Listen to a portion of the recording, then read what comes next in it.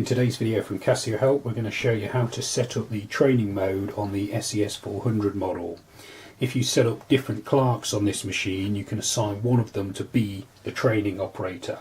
So there's no training mode as such, but once you've set up a training operator, you can simply sign in as that operator and you're effectively in the training mode for showing new staff how to process transactions and use the register. So in this demo we're going to show you how to set up operator or clerk number 10 to be the training mode operator.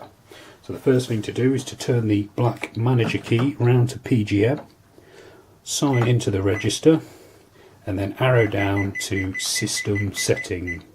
When that's highlighted, press cash amount 10 and then you press number 3 followed by subtotal.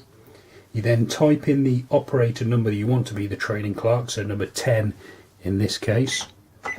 You follow that with 07 and then press subtotal. You now type in 67 followed by subtotal and then you enter the following code 100000